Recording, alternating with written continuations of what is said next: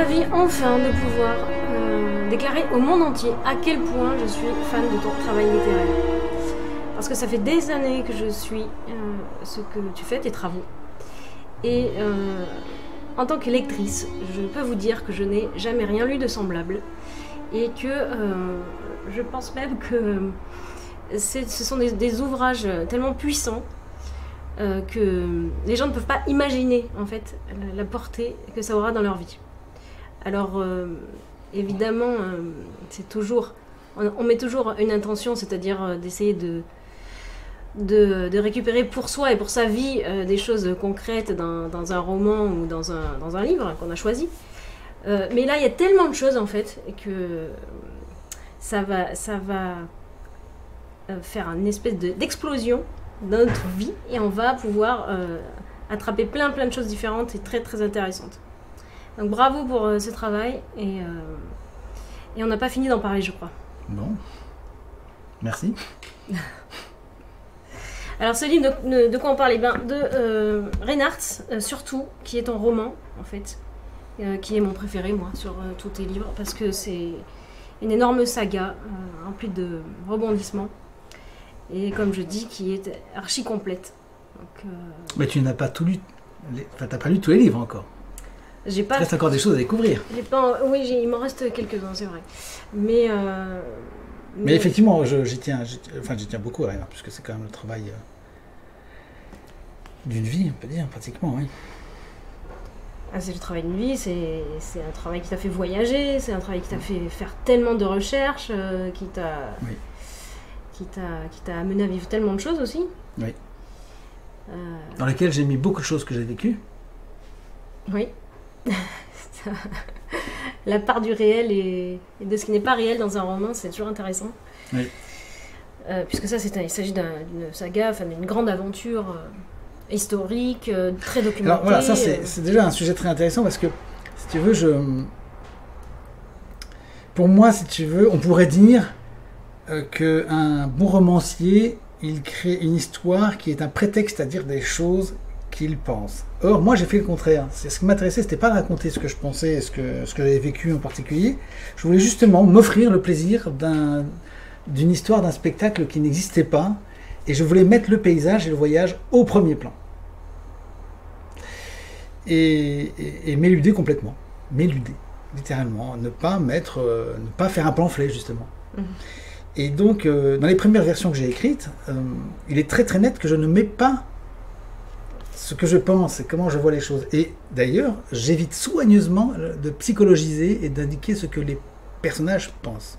Parce que je trouve que c'est une tendance trop convenue dans le roman français, européen en général. On considère que la psychologie des personnages est le sommet de l'art. On considère que Kundera, c'est un sommet. On considère que beaucoup de grands auteurs, Maupassant, Maupassant c'est un peu moins de psychologie et davantage de mœurs qui sont décrites. Et d'ailleurs, lui-même, il en parle de ça. Il parle du danger qu'il y a à vouloir raconter la psychologie. Mais néanmoins, le lectorat, les maisons d'édition, les critiques en général, ont vu chez Maupassant en particulier une analyse de l'âme humaine. Ouais. Alors, bon. Donc, moi, je voulais éviter soigneusement, justement, de refaire cette étude des pensées de l'individu. Et simplement donner une narration un peu à l'orientale, parce que l'Orient fait ça. L'Orient te donne un récit et ne prend pas position sur ce que pense le personnage. Tu ne sais pas. Ce qui fait que tu te retrouves à l'origine, c'est ce que j'avais fait, mais finalement, tu te retrouves avec un texte qui ressemble un petit peu à ces textes antiques. Tu prends les évangiles, on ne sait absolument pas ce que Jésus pense, ce que Pierre pense, etc. On n'a que des réactions. Ce qui est extrêmement intéressant, je trouve. Et tous les textes, les grands textes sages, c'est ça. Et puis, j'ai vu que, si tu veux, le public ne comprenait pas. Le public, il ne comprend pas.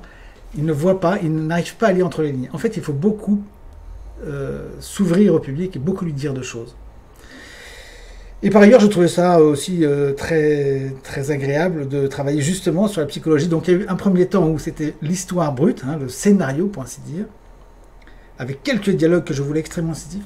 Et puis ensuite, plus récemment, depuis 2 ans seulement, j'ai travaillé sur la psychologie. Enfin, j'ai dit en fait que je savais qu'il pensait, mais je l'ai exprimé, et parfois je l'ai mis en forme de manière que je n'avais pas prévue.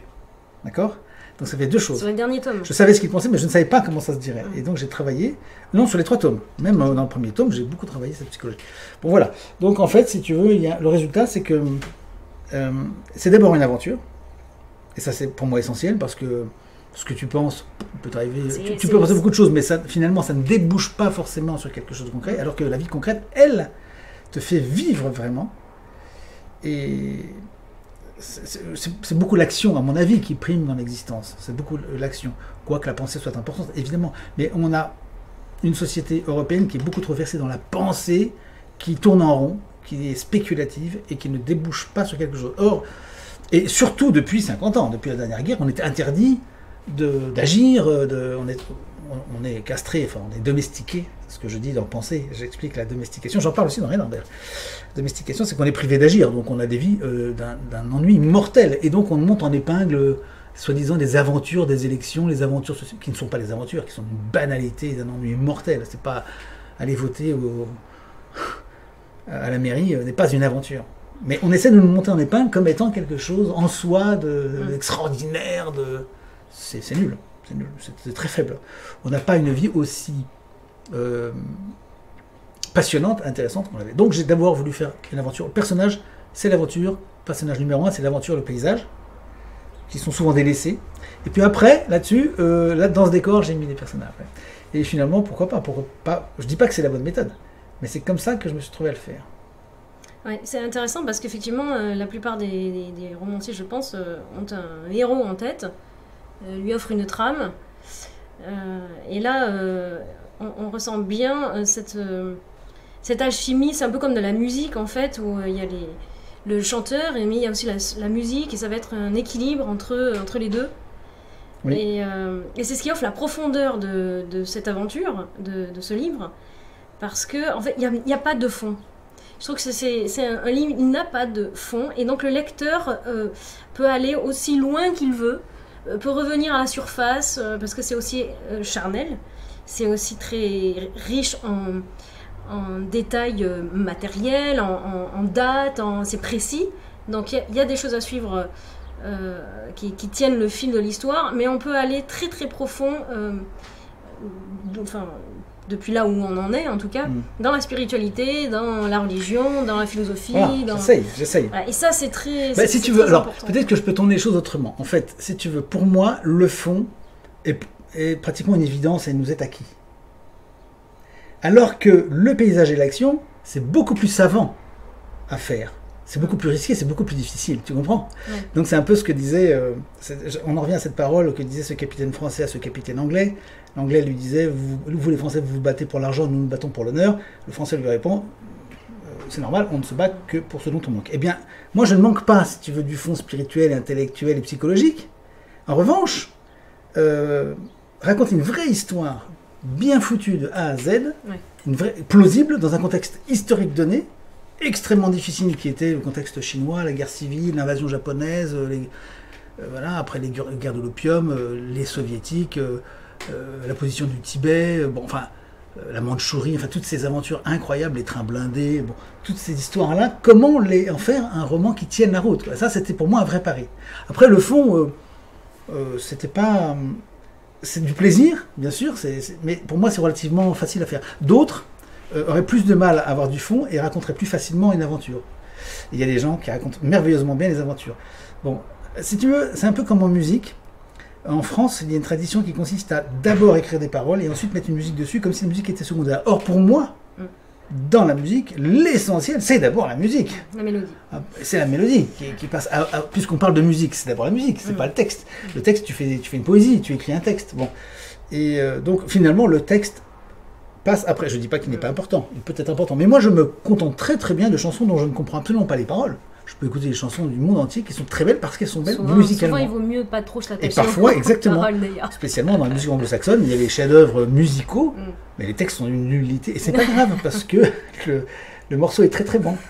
Oui, c'est vrai. La qualité des instruments, des interprétations, tout ça, l'orchestration, c'est merveilleux. Enfin, pour moi, en musique. Eh bien, en roman, c'est un peu ça aussi.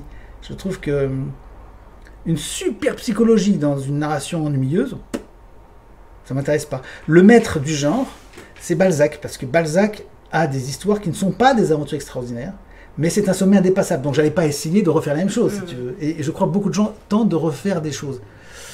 Alors, Kundera, c'est du Balzac moderne. Ben, pas d'histoire extraordinaire. Son histoire n'est pas palpitante. Et moi, je trouve que c'est quand même embêtant. Je reste passionné par les très grandes, belles histoires. Et j'estime que personnellement, j'ai pas beaucoup vécu d'aventure par rapport à ce qu'est une belle vie. Et pourtant, ce que tu dis, c'est vrai, c'est comme certaines musiques qu'on a entendues et qu'on gardera toute sa vie, qui va nous accompagner toute sa vie. Cette histoire, ces personnages, c'est un peu ça. Une fois qu'on l'a lu, une fois on est tombé sur ces personnages, sur cette épopée, elle nous suit en fait. Elle nous suit. Parce que ça nous a fait tellement plonger en nous-mêmes, et en même temps plonger en nous-mêmes et dans un tout autre décor, que c'est tout un monde qu'on veut tout le temps retrouver en fait. Voilà, et puis alors ça c'est un postulat aussi qui est absolument central, c'est que je me suis aperçu assez jeune, parce que je faisais de la philo, et en fait en Occident on est très très porté naturellement, et mon but est toujours de contrarier mes fausses convictions, ce que j'ai appris et qui n'est pas exact, on est très convaincu que l'idée est première, domine sur les choses. Or, ça n'est pas du tout certain. Et je pense à une image un jour toute bête. Le philosophe, il a ses idées, il est sur le chemin, il bute sur un bout de caillou qui dépasse de la terre, il tombe par terre, il se casse une jambe. Toute sa philosophie en sera modifiée. Donc c'est la chose qui change la philosophie, en l'espèce en tout cas. Bon. Donc, la pomme de Newton qui lui tombe sur la tête et qui change... Voilà, bon. Donc en fait les faits, l'aventure, moi ce qui m'intéressait c'était de voir que deviendrait un homme dans vraiment une aventure où il se passerait beaucoup de choses, parce qu'il faut qu'il se passe beaucoup de choses dans une belle aventure, à mon avis. Il ne faut pas que les gens tournent les pages en disant on s'ennuie, il faut qu'il se passe des choses.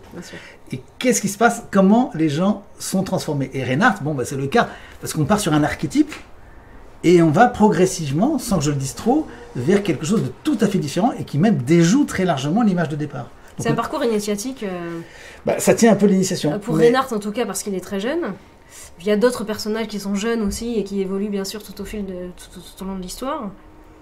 Mais c'est surtout des transformations pas linéaires du tout, pas plan-plan, qui sont extrêmement étonnantes. On est parfois choqué. On se fait une idée du héros et puis finalement on peut être choqué. Quelques pages plus loin, c'est tout à fait l'inverse. On est sans arrêt transbahuté. Oui. Ça c'est très fort aussi dans tes livres. C'est qu'on passe d'une vague à l'autre. Et la première vague, on se dit « Ah, c'était superbe !» Et pourtant, la deuxième arrive, et hop, on remonte, et elle n'a rien à voir avec la première, et pourtant, on est à nouveau au sommet. Non, pas forcément la relecture, mais dans le déroulé de tes livres, que ce soit de la politique, de la philosophie, ou des personnages, c'est toujours on est chahuté, quoi, en tant que lecteur. Et ça, c'est très agréable, c'est très déroutant. Des fois, on a envie de dire, mais c'est trop compliqué, j'arrive pas à suivre. Mais si, en fait, il suffit de patienter un peu. Et c'est ce que je disais, moi, quand j'ai commencé à écrire sur le fait que les livres allaient bientôt paraître, c'est que plus les lecteurs voudront aller vite à le lire, et plus ils iront lentement. Donc c'est vraiment des ouvrages, des œuvres littéraires à siroter.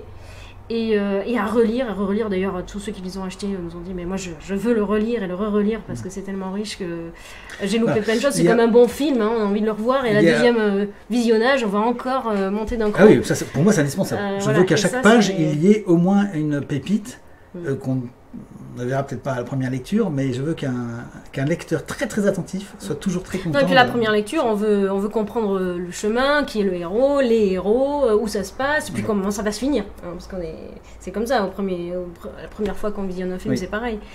Et à la deuxième lecture, je pense que ce sera encore plus prégnant, cette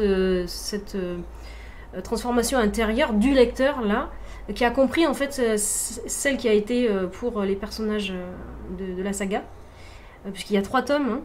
Donc on voit l'épaisseur du livre, hein. C'est pas courant. Ça c'est écrit petit. En un tome. Format A4, ouais, c'est vrai.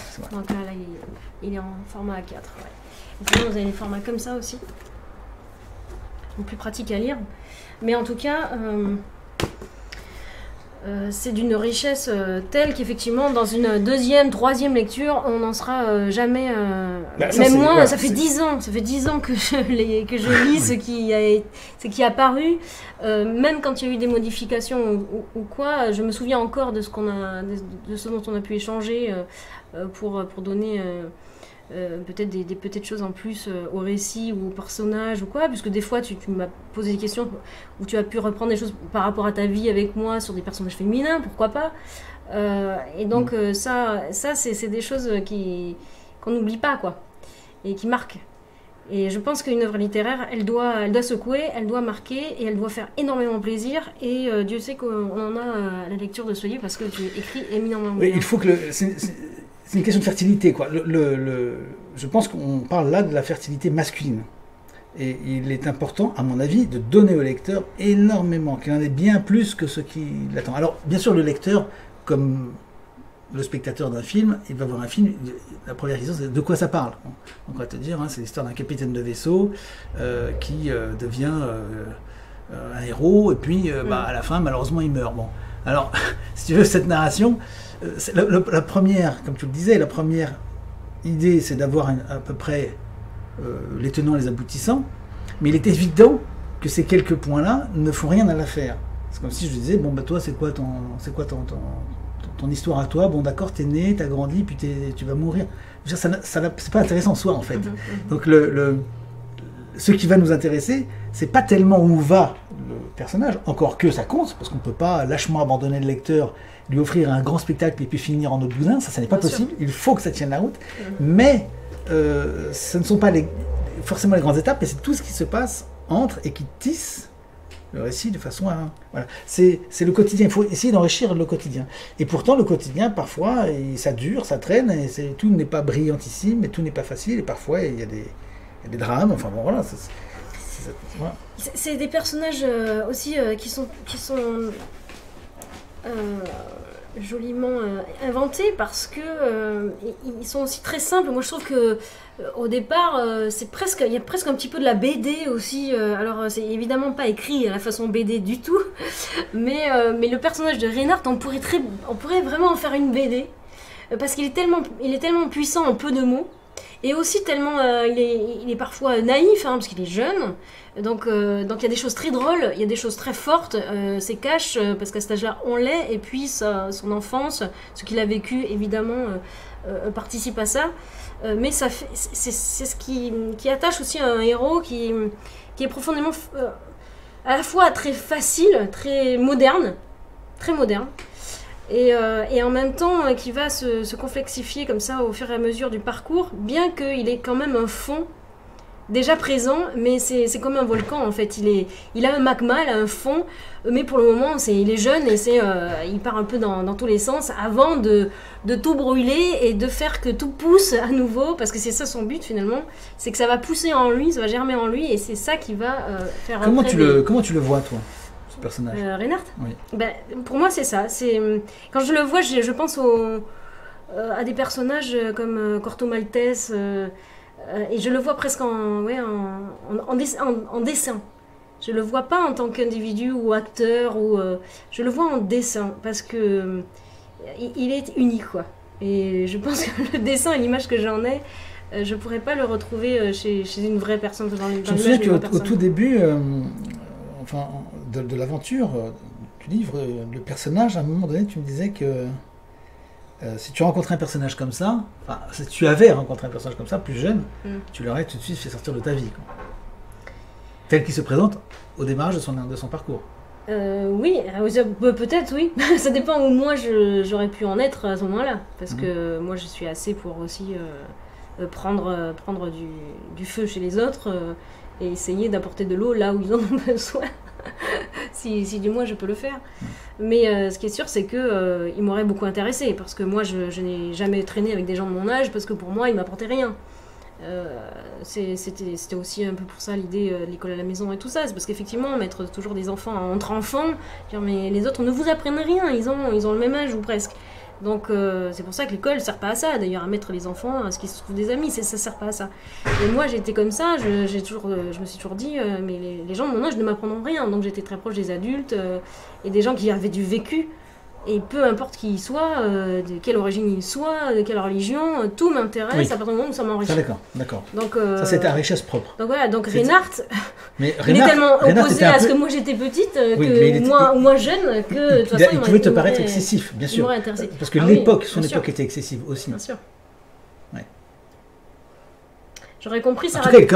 Par contre, j'aurais compris sa radicalité parce que même à l'opposé de lui d'ailleurs, cette radicalité, elle nous constitue d'ailleurs tous les deux. C'est des points sur lesquels on se retrouve sur ce fond éminemment universel et de justice. Parce qu'on ne supporte pas l'injustice et ce qui ne fait pas un tout, parce qu'on tend vers l'harmonie dans la musique qu'on écoute, sur les livres qu'on lit, les auteurs qu'on aime. Donc ça, c'est un point commun. Et Reinhardt, il est comme ça, mais il va être taillé un peu. D'ailleurs, dans les Écritures, on en parle, du diamant qu'il faut tailler, quoi. C'est une pierre brute. Et la vie va se charger de le faire, et notamment ce moine dont personne ne peut imaginer ce que ce personnage va aussi introduire dans sa vie, et qui est fabuleux. Franchement, c'est pas un héros, c'est évidemment plusieurs héros dans cette saga, et on se régale, quoi. Et leur rapport aussi change énormément, c'est toujours déroutant. Et donc on s'ennuie pas, quoi. Ça, c'est certain qu'on s'ennuie pas. On pourrait dire qu'il y a trop, mais à chaque fois c'est parce que on veut justement peut-être trop analyser, trop comprendre. Donc il faut aussi se laisser aller dans l'écriture, dans le fil. Il faut se laisser prendre dans le livre pour pouvoir à un moment donné, plus loin dans le texte, comprendre des choses qu'on n'a pas saisies tout de suite, ou qu'on trouvait trop complexes. Il y a aussi ce fait que l'époque qui nous précède était plus riche, plus complexe que la nôtre. La nôtre est extrêmement simple, et d'un simplisme abêtissant, parce qu'on est dans un règne d'abêtissement général. Donc on va vers une culture très binaire, alors que l'époque était beaucoup plus complexe au milieu du XXe siècle, qui est cette époque-là. Les choses étaient plus complexes, avec pourtant des oppositions très très binaires, bien sûr. Il y avait des oppositions très très nettes, très marquées, qui étaient en train d'envahir le monde. Et justement, nous héritons de ces oppositions du XXe siècle, où maintenant, on voit bien dans nos sociétés occidentales, encore une fois, j'en parle pas beaucoup, c'est pas le but de Reinhardt, mais c'est pour rapprocher de notre époque ce que je suis en train de dire. Mais notre époque n'est plus habituée à des existences comme ça, n'est plus habituée à autant de vie et de mouvement. On n'arrive pas à imaginer que les gens aient pu vivre comme ça, avec autant de liberté, autant de sincérité, autant d'action, autant de sens du sacrifice personnel, éventuellement. Ça n'existe plus, quoi. Ou alors dans des sociétés qui sont plus au sud, quoi. Les sociétés dans le sud sont plus attachées à cette façon de vivre. Nous, on a normalisé en fait les existences. On les a rendues extrêmement simples. Et de ce fait, c'est effectivement probablement, sans parler de la chute de l'éducation et de la chute du niveau, qui fait qu'effectivement, pour certains, le texte peut paraître difficile, compliqué. Et moi, ce que j'ai toujours dit, la première fois que tu me l'as envoyé, je dis, mais ce livre doit être mis entre tous les mains des jeunes garçons de 17 ans. Parce que même si je ne suis pas un garçon, je pense que les jeunes hommes manquent énormément de modèles comme ça, qui sont tout feu tout flamme, qui ont des idéaux, qui ont des emportements, qui ont des grandes réflexions, qui ont des timidités. Reinhardt, il est complet pour ça, il est fabuleux. Et sa démarche et tout son parcours amèneront, je pense, les jeunes gens, et surtout les jeunes hommes, à se trouver, en fait. Et à réfléchir par eux-mêmes à ce que leur ont enseigné leurs parents, leurs grands-parents peut-être, et en tout cas à trouver leur voie. C'est un petit peu un livre comme un prof de karaté, quoi, je trouve, pour les jeunes gens. Et je pense que vraiment les jeunes Français méritent absolument que ce livre soit très connu, et il faut l'offrir absolument à vos jeunes garçons, quoi. Bon. D'autres questions peut-être? Alors on a abordé quelques sujets là, de manière un peu improvisée. Est-ce que ça vaudrait la peine de refaire des séances comme ça, d'en parler, peut-être de cerner, parce que là on a fait une introduction générale, une présentation générale, on peut dire ça. Peut-être qu'on pourrait viser sur des vidéos prochaines des sujets qui seraient plus spécifiques On peut prendre des passages, hein. Moi ce que j'aimerais c'est ouais, lire, parce que je lire des ça passages sympa, moi et qu'on j'aimerais puisse, bien. qu'on puisse échanger, ouais, ça c'est bien sûr. Sur l'évolution du personnage, sur pourquoi, comment ça m'est venu de l'écrire comme ça, que je puisse me remettre un peu dans cet état d'esprit.